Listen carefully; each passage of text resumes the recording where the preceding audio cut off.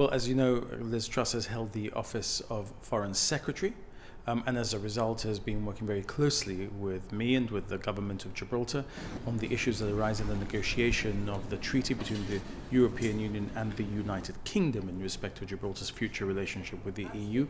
And therefore we now have someone in Downing Street who has worked with us, who knows us, who understands the issues, and we don't have to brief from zero on the key issues that are affecting Gibraltar today. I can tell you that she's always been very positive about the position of the government of Gibraltar, about defending Gibraltar's interests. Before being Foreign Secretary, Liz Truss was International Trade Secretary, and in that context we were able to include Gibraltar in the international trade agreements that she was doing also, so she was fully briefed at that level. I think she's therefore somebody who knows the Gibraltar issues already, and that's always going to be, for us, better than somebody who arrives at Downing Street with Gibraltar being something they know about but are not fully briefed on. Well, there are talks later on this month. Do you think that continuation, that stability, will give it an extra push? Well, talks have continued today. They were going on yesterday. They will carry on this afternoon and will continue tomorrow via various different media. Everything now is digital. We have a lot of meetings which are electronic and virtual, but the in-person round between the European Union and the United Kingdom, the formal round, is going to be the week of the 20th, I believe. And of course, it's very helpful that the directing mind at number 10 Downing Street, in the context of the UK, is going to be one that was in fact the one responsible for briefing number 10 Downing Street before on progress. And I think that gives us that element of stability at this stage, which we're obviously keen to have. We're looking keenly to see who is going to be appointed Foreign Secretary. There's a number of names out there. At this stage, I would say that we have to wait to see what Downing Street announces in respect of the next incumbent of King Charles Street. Well, moving slightly away from the subject, but on MPs, 12 coming this year for National Day. How can the government justify this expense in the current economic climate, especially when many people will think it's basically a jolly? Well, people who'd say that would be foolish and wrong. Let's be very clear. Gibraltar punches above its weight in the United Kingdom in any of the issues on which we need the assistance of the elected representatives of the British people, because we have a strong lobby in Parliament. And we have a strong lobby in Parliament because people are persuaded of our argument, because they hear that argument directly from the people of Gibraltar, from the elected representatives. And National Day is not a party to which we invite people.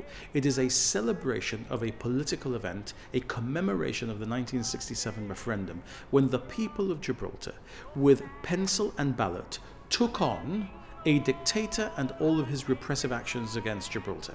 And this is one of the key elements of persuading parliamentarians in the United Kingdom, that they have to persuade their parties and their party leaders and ministers or shadow ministers that they may have in their ranks of the people of Gibraltar's rights and how we must be defended. So, if anybody thinks that people are coming over for a jolly, and people are not coming over actually, of course, to have fun, but to work and understand and take our arguments forward for the moment when that may be necessary, then they don't understand politics. And frankly, we do, of course, appreciate the difficult financial circumstances in which we find ourselves, not because of any of the nonsense that I read about, this idea that we have mismanaged Gibraltar's finances, but because of the COVID issues, where we have had to pump a lot of money to ensure that workers had food to put on the table. And we have therefore to be very careful with how we use our money. Using our money to bring MPs to Gibraltar, to continue the exercise of persuasion, in particular this year, when we're going to see a treaty hopefully emerge between the United Kingdom and the European Union and Gibraltar, is exactly the right way to invest safely and wisely the money of the people of Gibraltar, to ensure that we have one of the strongest parliamentary lobbies in the United Kingdom, for which I am routinely congratulated by officials and by others who might find that if they were to want to take a position against Gibraltar, they would meet a barricade in the House of Commons where decisions are finally made in relation to Gibraltar. Well, among those visiting, some Brexiteers, they didn't exactly have Gibraltar's best interests at heart when they voted in that referendum. The Prime Minister, Boris Johnson, until this morning, was a Brexiteer. Liz Truss was a Remainer who has worked in the government of a Brexiteer. The Brexit referendum was over 6 years ago now. We are working on the future and not looking at the past. We cannot rerun our arguments of the 23rd of June 2016, because on the 24th of June 2016 a result was announced in respect of that referendum.